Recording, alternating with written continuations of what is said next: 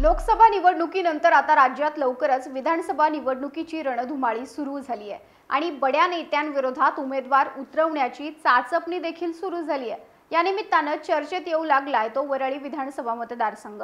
वरळीतून 2019 च्या निवडणुकीत आदित्य ठाकरे विजयी झाले होते। आता यावेळी आदित्य ठाकरे हेच वरळीतून पुन्हा उभे राहिले तर त्यांच्या विरोधात कोण उभा राहणार, कोणाला उमेदवारी दिली जाणार याबाबतची तयारी सुरू झाली आहे आणि यात आदित्य ठाकरेंविरोधात संभाव्य नाव समोर आलंय ते मनसेचे नेते संदीप देशपांडे यांचं।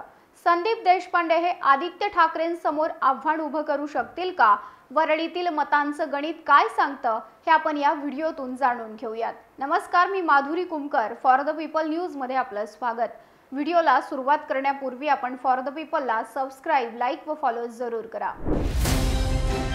भारत दुनिया का सबसे बड़ा लोकतंत्र और एनएलसी भारत देश का सबसे बड़ा गैर राजनीतिक मंच। शक्तिशाली लोकतंत्र के लिए राहुल कराट का सार्थक कदम। मुंबई में हुआ ऐतिहासिक प्रथम राष्ट्रीय विधायक सम्मेलन।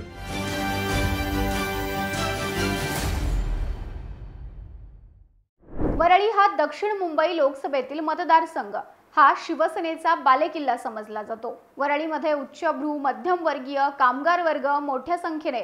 आपण सुरुवातीला वरळी विधानसभा मतदारसंघाच्या इतिहासात एक नजर टाकूयात। या मतदारसंघात पहिली निवडणूक 1962 मध्ये झाली। इथं काँग्रेसचे माधव बिरजे निवडून आले। 1967 मध्ये झालेल्या निवडणुकीत काँग्रेसचे माधव बिरजे पुन्हा निवडून आले। 1972 मध्ये झालेल्या निवडणुकीत काँग्रेसने शंकर दिघे यांना उमेदवारी दिली आणि ते विजयी झाले। 1978 मध्ये झालेल्या निवडणुकीत मार्क्सवादी कम्युनिस्ट पार्टीचे प्रल्हाद कुरणे निवडून आले। 1980 च्या निवडणुकीत काँग्रेसच्या शंकर दिघेंनी पुन्हा बाजी मारली। थोडक्यात 1978 चा अपवाद वगळता इथं 1980 पर्यंत काँग्रेसचं वर्चस्व राहिलं।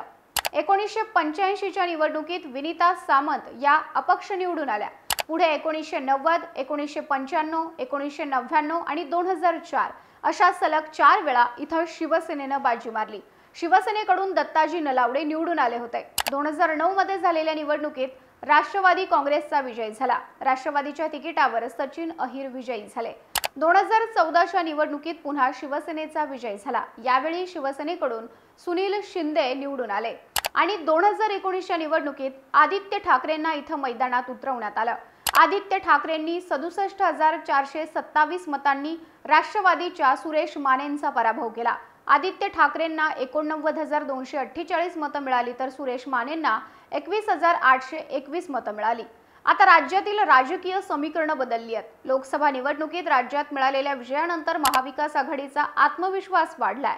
महायुतीकडून पराभवाचं चिंतन होत असताना विधानसभेची रणनीती सुद्धा तयार केली जाते। तर लोकसभेनंतर आता राजकीय पक्षांना विधानसभा निवडणुकीचे वेध लागलेत। अशात मनसे विधानसभा निवडणुकीत पूर्ण ताकदीनिशी उतरणार असल्याची माहिती समोर येते। मुंबईतील वरळी मतदारसंघात आदित्य ठाकरे यांना मनसेचे संदीप देशपांडे आव्हान देणार आहेत। राज ठाकरे यांच्याकडून संदीप देशपांडे यांना वरळी विधानसभा लढवण्यासाठी ग्रीन सिग्नल मिळाला असल्याची ही माहिती पुढे येते। तसंच मनसेकडून वरळी विधानसभेत ठिकठिकाणी बॅनर लावून शक्ती प्रदर्शन करण्यात आलंय। आदित्य ठाकरे यांना पराभूत करण्यासाठी मनसे निवडणुकीच्या 6 महिन्यांपूर्वीच तयारीला लागल्याचं सुद्धा बोललं जातं। तर संदीप देशपांडे राज ठाकरे यांचे विश्वासू म्हणून ओळखले जातात। मनसेची भूमिका सातत्याने ते सोशल मीडिया आणि समाज माध्यमांतून मांडत असतात। वेगवेगळी आंदोलनं करून सुद्धा ते नेहमी चर्चेत असतात। आता दरम्यान वरळीमधून निवडणूक लढवण्याबाबत फॉर द पीपल न्यूजनं संदीप देशपांडे यांच्याशी संवाद साधला असता त्यांनी याबाबत प्रतिक्रिया दिली आहे। मनसे अध्यक्ष राज ठाकरेंनी आदेश दिल्यास कोणत्याही मतदारसंघातून लढण्याची माझी तयारी आहे, अशी सूचक प्रतिक्रिया संदीप देशपांडे यांनी फॉर द पीपल न्यूजशी बोलताना दिली आहे। त्यामुळे वरळीत शिवसेना विरुद्ध मनसे असा सामना रंगू शकतो। पण संदीप देशपांडे हे आदित्य ठाकरे यांच्या समोर आव्हान उभं करू शकतील का? यावर तुमच्या प्रतिक्रिया कमेंटमध्ये कळवा। व्हिडिओ आवडल्यास लाईक करा आणि अशाच नवनवीन व्हिडिओजसाठी फॉर द पीपलला सबस्क्राइब करायला विसरू नका।